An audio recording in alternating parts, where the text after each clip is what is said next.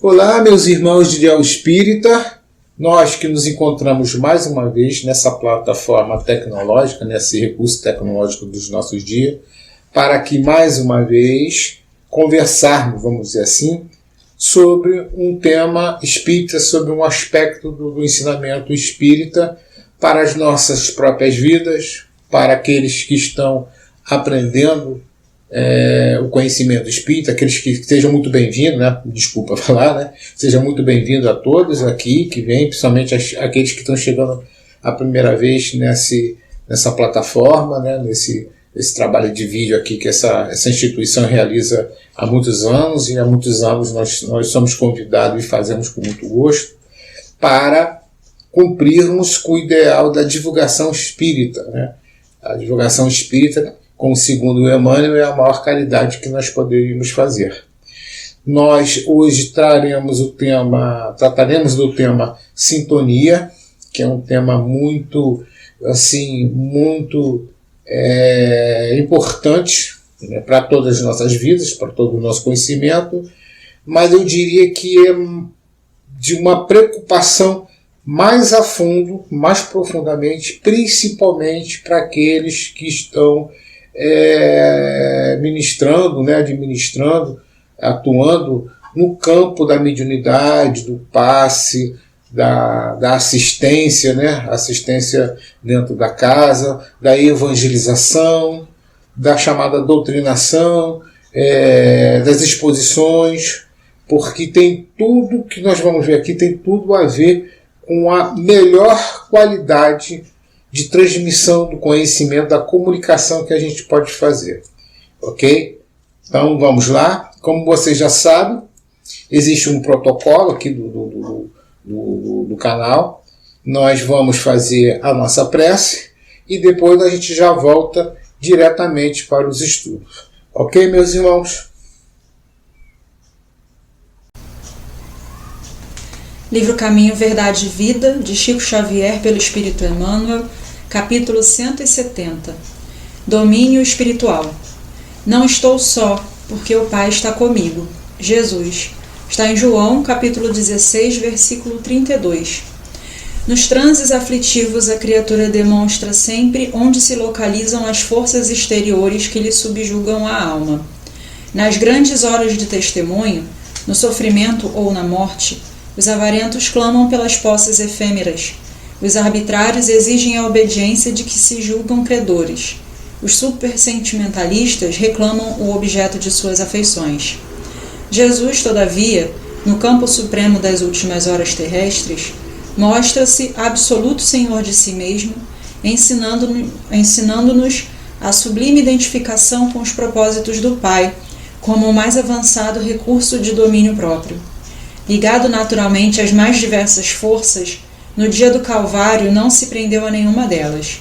Atendia ao governo humano lealmente, mas Pilatos não o atemorizava. Respeitava a lei de Moisés, entretanto Caifás não o impressiona. Amava enternecidamente os discípulos, contudo as razões afetivas não lhe dominam o coração. Cultivava com admirável devotamento o seu trabalho de instruir e socorrer, curar e consolar. No entanto, a possibilidade de permanecer não lhe seduz o espírito. O ato de Judas não lhe arranca maldições. A ingratidão dos beneficiados não lhe provoca desespero. O pranto das mulheres de Jerusalém não lhe entibia o ânimo firme. O sarcasmo da multidão não lhe quebra o silêncio. A cruz não lhe altera a serenidade. Suspenso no madeiro, roga desculpas para a ignorância do povo. Sua lição de domínio espiritual é profunda e imperecível. Revela a necessidade de sermos nós mesmos, nos transes mais escabrosos da vida, de consciência tranquila, elevada à divina justiça e de coração fiel dirigido pela divina bondade. Jesus Cristo, nosso governador planetário, nós que reunimos aqui mais uma vez, nesse canal, nesse meio de comunicação do mundo moderno, em que temos o compromisso desse dia e desse horário de divulgar a doutrina espírita, o seu Consolador prometido, aos nossos irmãos que têm necessidade e que têm interesse em conhecê-la e usá-las como fonte de alimentação das suas vidas, do seu tempo, das suas oportunidades, do seu modo de vida, para fazer as transformações tão necessárias que o Senhor aguarda há tanto tempo de cada um de nós, para que um dia possamos, todos nós, herdarmos a grande herança que o nosso Pai Criador deixou para cada um de nós. Sermos os espíritos co-criadores em plano maior, como está descrito na obra de André Luiz. Ajuda-nos, Senhor, no dia de hoje, na palestra de hoje, nos inspirando para que possamos ser o mais assertivo da Tua doutrina, do Teu conhecimento. Não pela nossa vaidade, Senhor, mas sim pelo nosso compromisso em divulgar a nossa amada doutrina espírita. Que assim seja. Então, meus irmãos, estamos de volta. Vamos seguir o nosso compromisso. O tema, sintonia. Na visão, lógico, na visão espírita. Então, vamos pensar, nós tivemos que ir para o dicionário para primeiro entender o que significa sintonia, né? Então, na sintonia, nós sabemos que é necessário que tenha principalmente dois elementos. E vamos trazer que é o elemento de comunicação. Sintonia também tem tudo a ver com comunicação. Comunicação tem a ver com fluxo, tem a ver com mensagem para cá, com trocas, etc. Então é preciso ter um emissor, ou seja, aquele que emite a mensagem, aquele que emite a informação, e tem que ter um receptor, aquele que recebe essa mensagem. Ok? Igualzinho ao funcionamento de um rádio. O rádio, a estação lá, que a gente sintoniza, né? A estação, por exemplo, coloca uma música lá, e a música ela chega e aparece onde? Aparece no nosso rádio, no nosso aparelho, que ele é um receptor. Ele tem as antenas, tem todo aquele equipamento, ele recebe e aí ele, vamos dizer assim, torna audível, né? Torna perceptível para todo mundo que esteja ali. É assim que funciona a questão da sintonia. E, naturalmente, nós estamos aqui no nosso assunto espírita, é a sintonia mental, é a sintonia espiritual. Ok? Então, sintonia tem que ter emissor, tem que ter um receptor e tem que ter a informação no meio, que é a mensagem. Tá? Não podemos esquecer disso. E ela também, segundo o dicionário, refere-se à harmonia e o alinhamento entre diferentes elementos, sejam pessoas, ideias ou energias. Né? Então essa questão ela não está só restrita à pessoa, da comunicação verbal, a nossa comunicação que a gente pode dizer comum, vulgar, né? Ela também está relacionada com os sentimentos das próprias pessoas e está relacionada com as energias, que aí a física, né, desde o século XIX, que vem desvendando profundamente esse mistério, né, que antigamente era colocado totalmente como um mistério, cada vez mais se descortinando, cada vez a gente se descobre esse maravilhoso universo que é o campo das energias, e são diversos tipos de energias. Tá? Para começar, né, que eu diria o seguinte, essa pergunta que eu vou ler é uma das perguntas mais impactantes, pelo menos no meu modestíssimo modo de ver, do Livro dos Espíritos. Tá?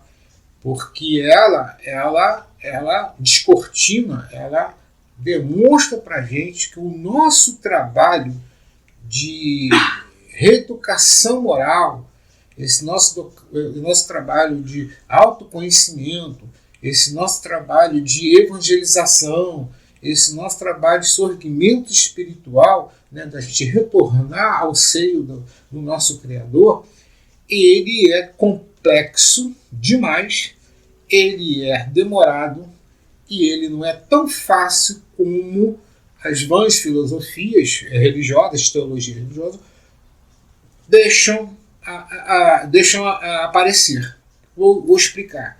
Na pergunta 459, né, Allan Kardec fez a pergunta aos espíritos o seguinte: influem os espíritos em nossos pensamentos e atos?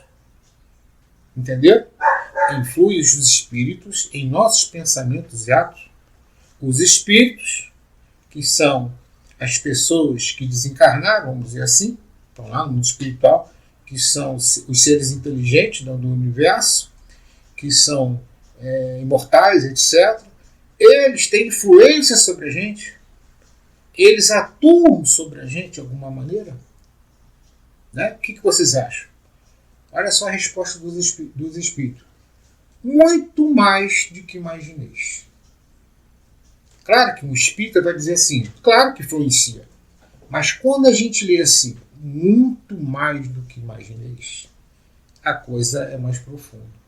E ele até acrescenta dizendo que por ordem, né, chega a nos comandar. Chega o ponto dessa sintonia, dessa sugestão, dessa influência, que ele, de um modo vulgar, chega a nos comandar. Está aí na pergunta do Livro dos Espíritos, é só vocês procurarem no livro aí.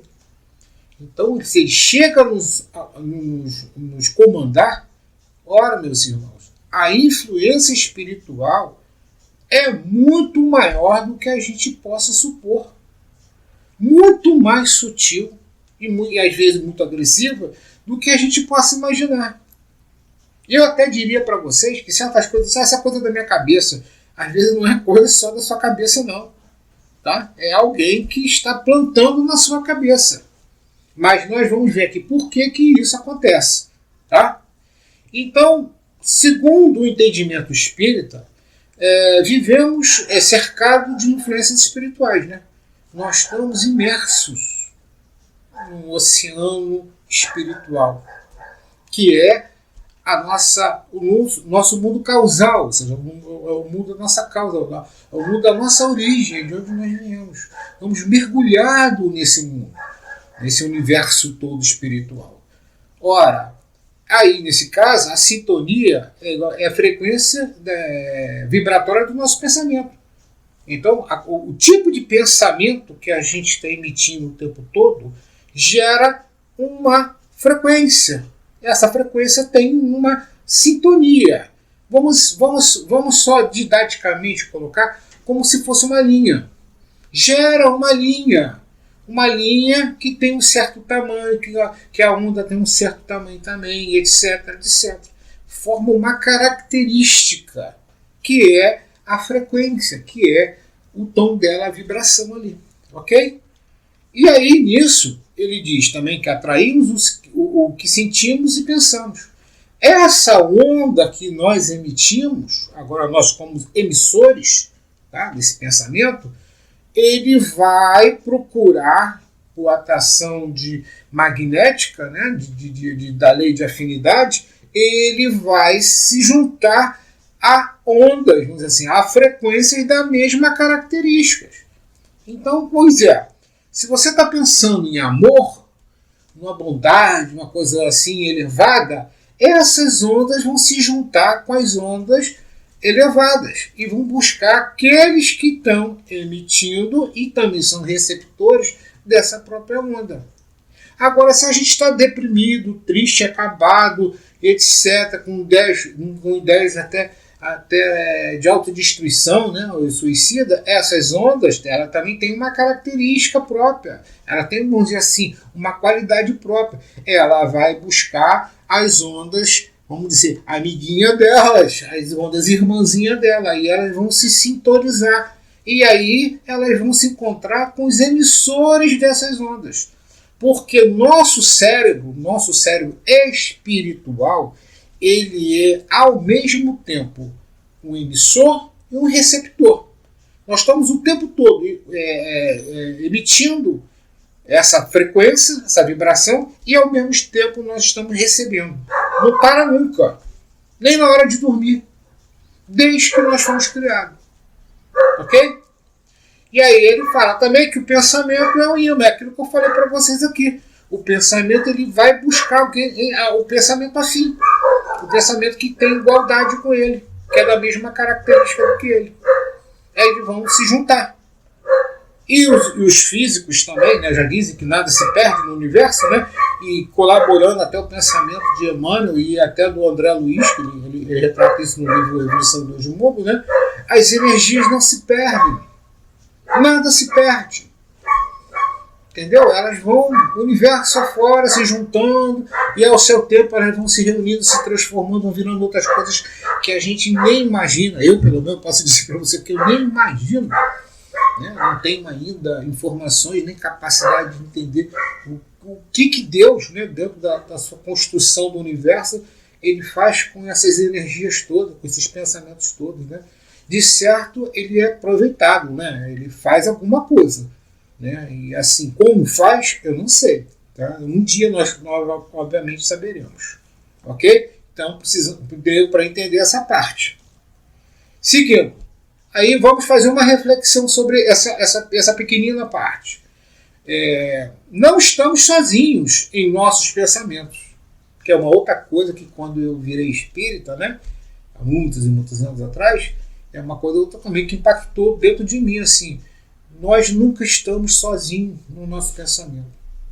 A gente tem uma ilusão aparente por estar mergulhado na carne, na matéria, que a gente fica no cantinho da gente, no nosso quarto, dentro de casa sozinho, no seu sofá, que a gente diz assim, eu estou sozinho com meus pensamentos.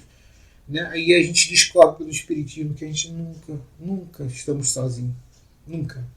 O pensamento ele está sempre comutando, né? Ele está sempre em comum, ele está sempre dialogando, sempre trocando com outros pensamentos, com outros emissores de pensamentos também.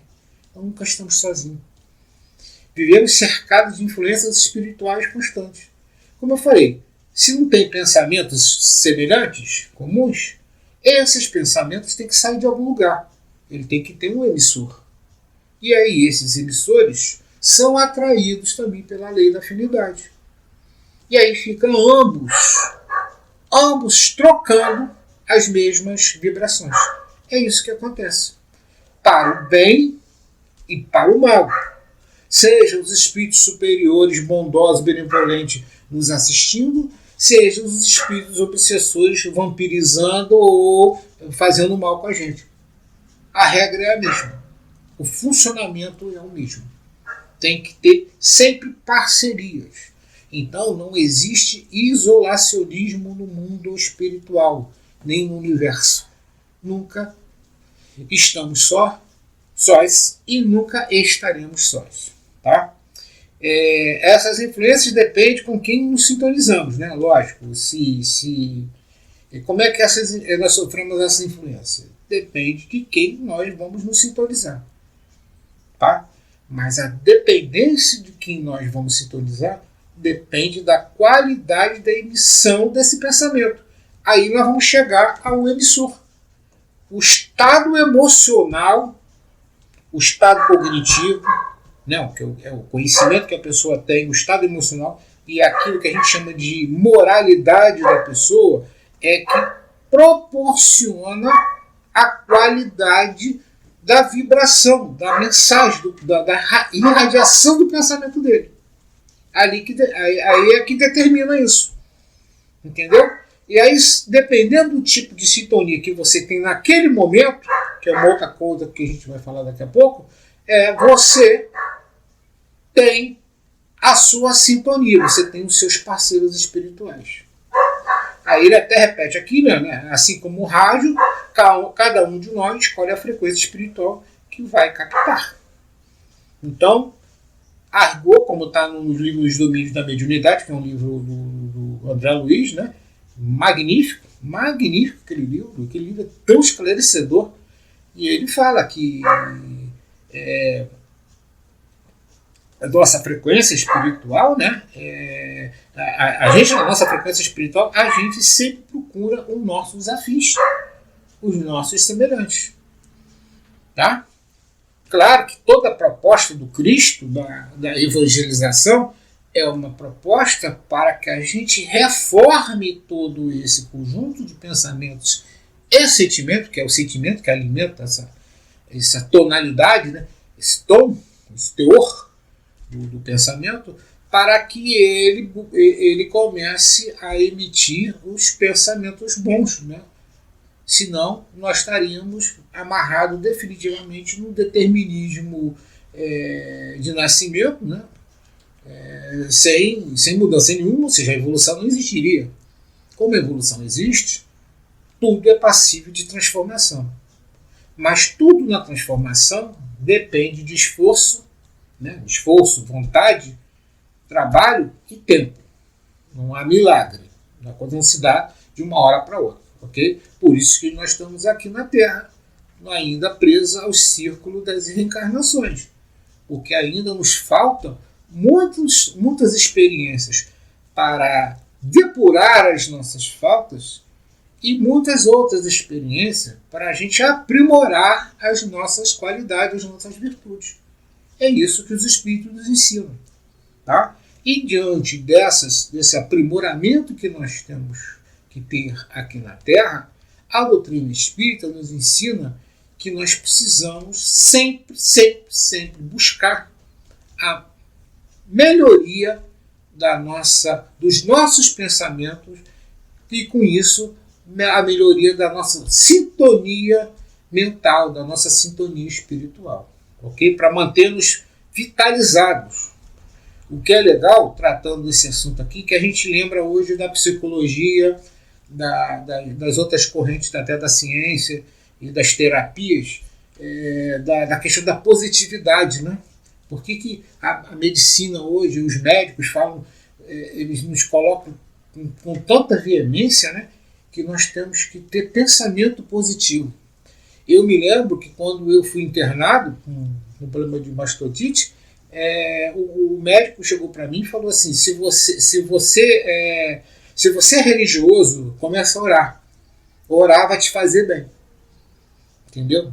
Por que ele está dizendo aquilo ali? Porque provavelmente pela experiência clínica dele, ele percebeu, ele viu que o estado de confiança, o estado de fé, o estado de vibrar positivamente, colabora para a melhoria do nosso corpo somático também, que no caso do corpo físico da gente, ou seja, na cabeça dele, daquele médico, da nossa saúde. Nós já sabíamos, pelo Espiritismo, há muito tempo que funciona assim. Mas que bom que a ciência materialista, né? Que bom que a ciência normal está chegando a essa conclusão e está a caminho disso aí. E existem tantas outras terapias alternativas de profundo respeito e com a sua colaboração também, que a gente não pode negar, que também estão nessa direção. Eles nos orientam o pensamento positivo, eles nos orientam a terapias para combater depressão, combater o ódio. É legal, eles estão falando hoje, sabe o que, gente? Fala muito, vocês devem ter ouvido isso, a terapia pelo perdão. Um trabalho de perdoar, né? Quem faz análise, quem faz terapia com psicólogos, etc., sabe que uma das coisas que eles trabalham muito é o auto-perdão, porque a gente gera muitas culpas, né? Pela nossa condução da nossa vida, que às vezes a gente não é muito, não tem sucesso, vamos dizer assim, no que nos facilita, né? Então a gente acaba gerando culpas. Isso é um terrível para o nosso pensamento, terrível para o nosso estado espiritual, para o nosso conjunto tudo, para a nossa saúde. E aí eles estão trabalhando isso, gente. Aquilo que a Joana de Anjos, nos seus livros, fala do perdão terapia, que Jesus nos ensinou. Está lá, está nos evangelhos já. Jesus já havia dito isso há muito tempo. Então, percebam como o pensamento é uma força poderosa. E percebam que a sintonia do nosso pensamento é o limite, é a fronteira da nossa qualidade de vida. Eu falo da nossa qualidade de vida mesmo dentro do mundo material, do nosso dia a dia, do nosso cotidiano, que está da nossa qualidade de vida espiritual, das nossas companhias espirituais, do nosso estado espiritual. Ok? Então, seguindo. Na questão 462, ele fala assim: de par com os pensamentos que nos são próprios, outros haverá que nos sejam sugeridos. O que ele está dizendo? Aquela pergunta clássica, não é a pergunta clássica, aquela dúvida clássica que todo estudante, né, do espiritismo, todo iniciante do espiritismo, aquele tal, fica, né, pensando essa questão, né, poxa, se tem meu pensamento, existe pensamento sugerido ou não? Como é que é isso? Quando é o meu, quando é dele, etc. E aí ele responde assim: vossa alma é um espírito que pensa. Porque o que pensa é o espírito, não é o corpo, não é o cérebro. Não é o cérebro que pensa. O cérebro é apenas um instrumento material da transmissão daquele que verdadeiramente pensa e sente, que é o espírito. Então, pensamos, como ele está dizendo, nós pensamos. Nós é que pensamos. Muitos dos pensamentos vos acodem ao mesmo tempo, nem todos são os vossos. O que ele está dizendo? Eu não disse para vocês que ao mesmo tempo nós somos emissores e receptores? É isso que ele está falando. Ao mesmo tempo que os pensamentos, nós geramos os pensamentos outros gerados por outras mentes chegam até nós. E ele vem como pensamentos sugeridos. Ok? Aquilo que muitas vezes nós atribuímos como uma inspiração é um pensamento sugerido. É uma mente, né? É uma mente inteligente que nos transmitiu aquela informação que naquele momento nós estávamos perfeitamente sintonizados para receber. E isso eu estou dizendo para o bem e para o mal. Porque até o André Luiz, nos seus livros, ele fala que a elaboração do crime, ele começa na mente. Mas antes de começar na mente, tem um trabalho das influências espirituais, trabalhando na mente do sujeito para que o sujeito vá cometer o crime. Tá entendendo? No livro Memória de Suicida, né, da Ivone Pereira, né, que é um livro difícil, mas um livro extremamente esclarecedor, ali descreve a construção no pensamento da pessoa, das influências no mundo espiritual, do cara até chegar ao estado, né, de um personagem, até chegar ao estado de cometer o autocídio, né, que é cometer o seu próprio suicídio, ou seja, a sua morte, a sua destruição. Então não começa lá. E existem outros livros, muito de confiança, que fala que todos os conflitos sociais e todas as guerras, primeiramente começam no mundo espiritual. E aí começa a trabalhar a mente dos encarnados para que depois a gente realize aquilo ali. E tudo que é feito, realizado no nosso mundo, primeiro, como diz o Espírito, é plasmado na mente. Plasmado, ou seja, é criado, é pensado, é desenvolvido na mente. Depois nós damos aquela ideia, o corpo dela da materialização, ou seja, a realização daquilo que nós pensamos. Não existe nada que seja realizado que não tenha sido pensado antes. Às vezes é um acúmulo de muito tempo que chega lá, pum, tem um insight e sai logo. E às vezes é trabalhado. Mas nada por geração espontânea. Geração espontânea não existe. Ok? Aí eles respondem, né? Vossa alma é um espírito que pensa, muitos pensamentos vos acordam ao mesmo tempo, que nem todos são vossos. Então, assim, nem todos os nossos pensamentos que a gente está tendo é nosso. Porque a gente está compartilhando o tempo todo. Mas também, gente, não fica entrando numa loucura de saber quem é o meu, quem não é. Assim, tentar fazer uma divisão, sabe? Uma divisão exata. O que nós temos que fazer, como vocês vão ver aqui mais para frente, é analisar a qualidade do pensamento e rejeitar aquele pensamento que seja ruim. É outra coisa. Porque o pensamento ruim, ele pode ter um nascimento em nós. Nós somos emissores. Mas também nós podemos ser o receptor de um pensamento negativo desse, que está buscando um sentimento que ainda guardamos, que está adormecido, que está ali pronto para eclodir, tanto para se manifestar. Então ele está ali provocando, como se fosse assoprando uma cinza, né, uma brasa para ela ganhar, né, dando oxigênio nela, para ela pegar fogo, né, para ela crescer ali. Da mesma forma. Então, é isso que o autoconhecimento faz. É analisar quem está emitindo, e se nós estamos emitindo, opa, temos que frear isso, e se nós estamos recebendo, opa, eu não desejo isso. Tá? Vamos lá. A conclusão que a gente pode ter desse aspecto é que temos pensamentos próprios, pensamentos sugeridos, a sintonia nasce do livre-arbítrio e da escolha em que tipo de ideia decidimos permanecer. Que é importante. Por que existe isso? Existe isso que quando Deus, no nosso processo de evolução, quando nós fomos individualizados espiritualmente, etc., nós éramos um princípio espiritual, viramos princípio inteligente, quando foi nos dado a inteligência, ao mesmo tempo foi nos dado mais duas coisas. Foi nos dado o livre-arbítrio e foi nos dado a responsabilidade. Livre-arbítrio e responsabilidade nascem no mesmo tempo. Está até no livro Evolução em Dois Mundos, do André Luiz. Tá?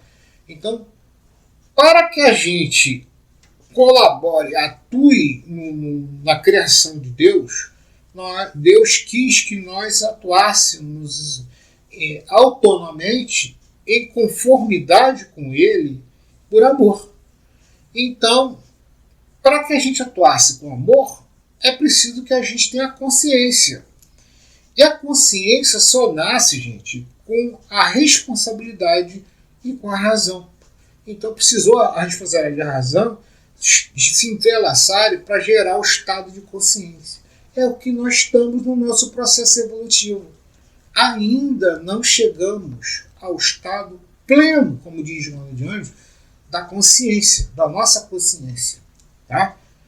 Estamos a caminho, estamos na evolução. Porque nós temos um livre-arbítrio na nossa mão e nós temos a a inteligência do outro lado ali, as duas. E Deus colocou no meio ali a responsabilidade. Ou seja, o que é a responsabilidade ali? É o cumprimento desses dois elementos dentro da sua lei, dentro das leis dele, as leis de Deus. Aí gera a responsabilidade. Porque a lei de Deus é a lei do equilíbrio. Vai chegar ao equilíbrio. Como nós somos aprendizes, infantilizados espiritualmente ainda, nós estamos em estados de desequilíbrio. Mas ao tempo nós estamos trabalhando com as nossas experiências reencarnatórias e espirituais, nós estamos a caminho desse equilíbrio. Quando chegarmos a esse equilíbrio, nós seremos, como o Jonas de Anjos diz nos seus livros, seres integrais, íntegro, completamente conectado com Deus, com as forças cósmicas de Deus. E aí a gente não vai ficar mais oscilante. Né? Nós não vamos ter oscilações dos nossos sentimentos, das nossas atitudes. Nós agiremos de forma plena, equilibrada em todas as situações. Tá? Em todas as situações. A gente costuma dar como exemplo, nas palestras, por exemplo, Jesus nunca perdeu a sua paz. Mesmo quando ele agiu de energia, ele não perdeu a paz, não perdeu o equilíbrio. É esse equilíbrio que ele é o nosso modelador. É ele que nós temos que seguir, é ele que nós temos que buscar como a nossa referência, e é ele que é o nível mais alto de evolução do qual a nossa mente pode conceber. Tá? Então é isso, meus irmãos. E na questão 519, os espíritos perguntam: as aglomerações de indivíduos, como a sociedade, as cidades, as nações, têm espíritos protetores? Nessa história toda de pensamento, responsabilidade, emissor, receptor, etc., nós temos espíritos protetores? Né? É essa a pergunta que ele faz. Sim, como as pessoas e grupos também vibram coletivamente. Um lar harmonioso atrai espírito de paz. Um ambiente de discórdia ou vício atrai irmãos ainda presos ao sofrimento. Por isso evangelizar o lar é sintonizar a casa inteira com o bem. O que ele está dizendo? O que está sendo colocado aqui? É claro que existem os espíritos protetores. E esses espíritos protetores, eles estão ali para influenciar a gente espiritualmente. Aí eles atuam como emissor do nosso pensamento, para que a gente busque o equilíbrio das coisas, para que a gente erre menos e acerte mais. É claro que, paralelo a isso, existem os nossos irmãos inferiores, espiritualmente inferiores, presos ainda ao mal, que eles querem que a gente permaneça no mal. Então é por isso que aquela batalha do anjinho e do demônio, né, que a teologia, que a mitologia colocou. Existe esse fator mesmo, essas duas forças atuando. Claro que a força do bem é muito maior, muito mais forte, muito mais poderosa. Claro que Deus é muito mais poderoso. Ah, por que ele não intervém e não faz? Porque existe o livre-arbítrio. É preciso que a gente se decida. A gente não pode ser forçado. Entendeu? A gente tem que se decidir para isso. Na questão 530, né, o homem não está de modo algum entregue a si mesmo. Os espíritos o assistem para conduzi-lo ao seu destino. Então, olha só. Há outro fator. Eu não falei que nós não estamos sozinhos? Nunca estamos sozinhos? E outro fator é que nós nunca estamos abandonados. Nunca.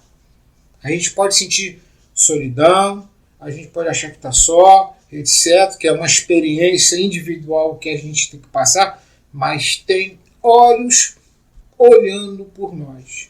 Existem aqueles que estão zelando por nós. Como um tutor, como um professor, como uma mãe, um pai, que está no parquinho, está olhando o filho fazer lá pequenininho, fazendo as coisas, ele tá tendo dificuldade, está caindo, mas ele está olhando para impedir uma situação de gravidade, mas está respeitando aquelas tentativas, aqueles esforços, aquilo tudo ali que ele está fazendo. aquelas brincadeiras, mesmo que ele caia um pouco, se suja um pouco, dá uma coisinha lá, etc. Ele está de olho, ele está olhando, mas é preciso deixar que ele faça aqueles movimentos todos. É exatamente assim que a espiritualidade superior, os nossos mentores, nossos guias, nossos anjos, fazem conosco. Ok? Então é isso, meus irmãos. Tá? É o que eu trouxe para vocês.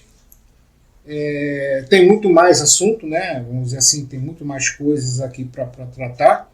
Só vou encerrar uma questão, né, que Jesus nos ensinou para vigiar e orar, para que a gente não entre em tentação, né? Orar e vigiar para não cair em tentação. Tentação seria tentar cometer um erro, né? Vamos dizer assim, no sentido de errar. Então, orar é mudar o campo vibratório e vigiar é manter o padrão moral depois da prece. Então, por isso que Jesus nos orientou. Se ele orientou orar e vigiar, é porque existe a influência espiritual. Por isso que existe a sintonia. Por isso que existe o padrão. É só a gente estudar que a gente vai descobrindo as respostas e vai ver que tudo tem uma lógica, tudo uma conexão. Principalmente na nossa amada doutrina dos Espíritos. Ok? Quero agradecer aqui a presença de vocês, ter a paciência de nos ouvir, dar esse comentário. Somos aprendizes como todos. Não tem ninguém aqui em posição maior de evolução. Apenas somos os irmãos mais experimentados nos livros, mais tempo estudado, etc. Apenas isso. Mas nas dores, nas lutas, no sofrimento, na autossuperação, somos os mesmos. Estamos no mesmo campo de igualdade de evolução. Ok? Quero agradecer muito, quero deixar um grande abraço a todos, a casa que nos convidou, a todo mundo, e estaremos prontos para os próximos convites. E agora, vou fazer o cumprimento do protocolo, fazer a nossa prece de encerramento e já deixar